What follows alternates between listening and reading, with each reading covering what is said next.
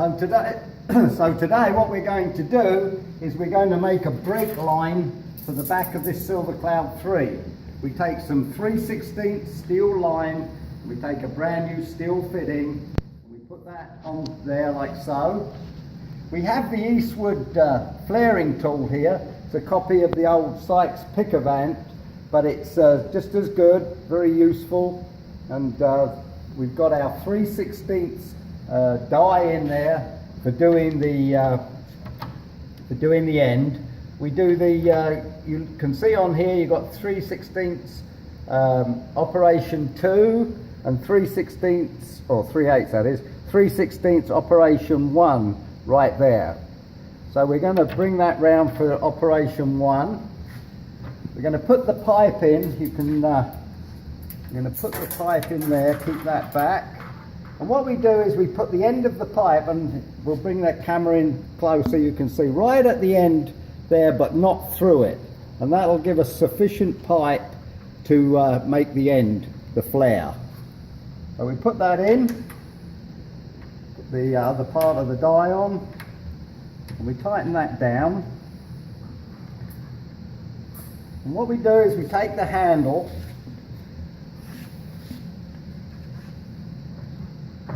and we pull that in, and I'm going to show you what you've got after that.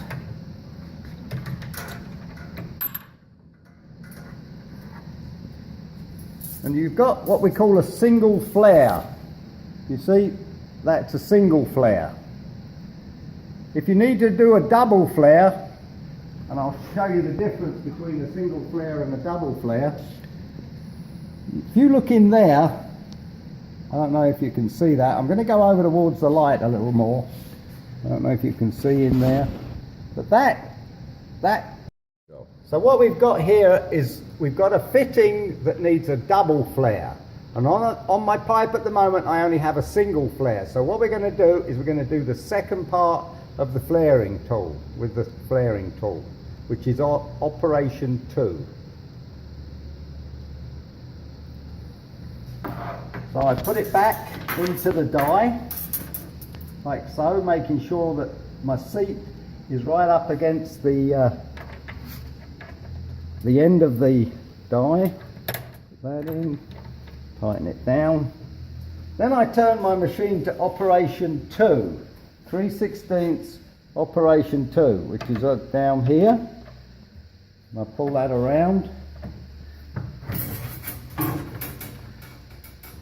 Squeeze that down.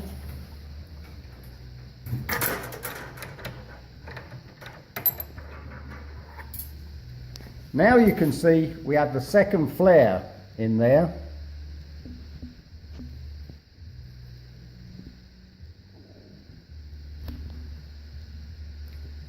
Good. So the easiest way to make all the bends in the new pipe is to follow the old pipe, using that as your pattern.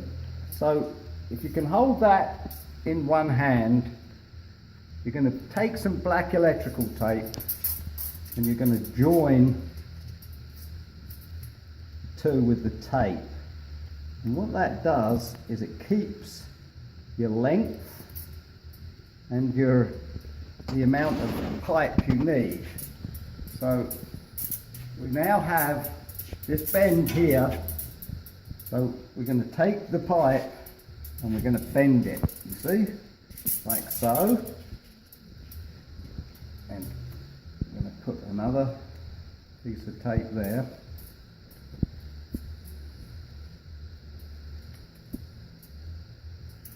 It's a little unwieldy, so now we're going to take this one, follow that pipe there, and then so what we've done is, although it's out a little bit, we basically have the shape that we want from the pipe. So now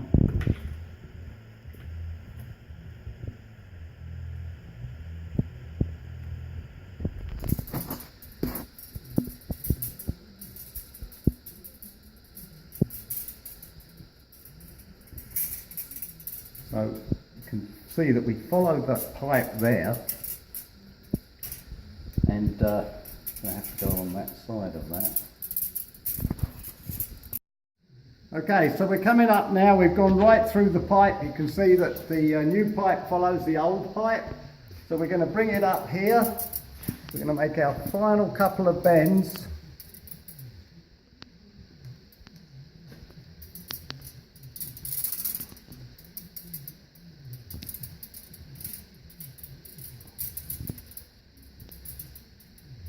And now, of course, we have to stop. And the reason we have to stop is we have to put the end on there because of our machine. We can't have that bend and then catch it in the machine. So what we need to do now is we're going to follow the pipe along here, cut it off at the point that we think it needs to be cut off, and then put the end on and finish off our bending after that.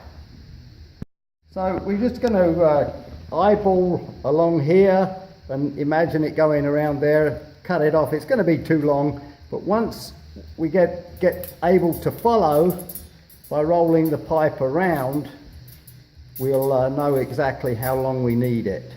Of course, the fitting broke off there, so you're going to need to add an inch for your fitting to make sure it's going to be long enough once you offer it to the cylinder. And this is what I'm talking about. At that point there, to that point there, you're going to need to add that amount.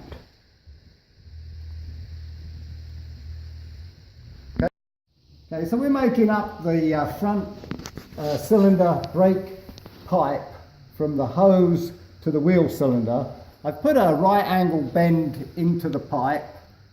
I've done the flare. I've put a right angle bend, and what I did is I take the wrench, because it's such a short piece and nothing to do it, and I just use my thumb to keep the bend from kinking. I'll screw it into the cylinder.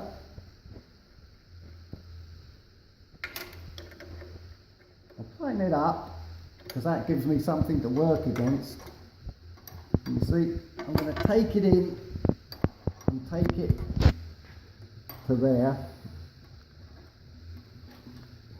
and then I'm going to go up into the pipe there. I'm going to need to cut my pipe with enough to get a little bit of a bend there, so I'll take a marker, I'll mark it, I'll cut it, I'll put my fitting on and flare it, and that'll make the pipe.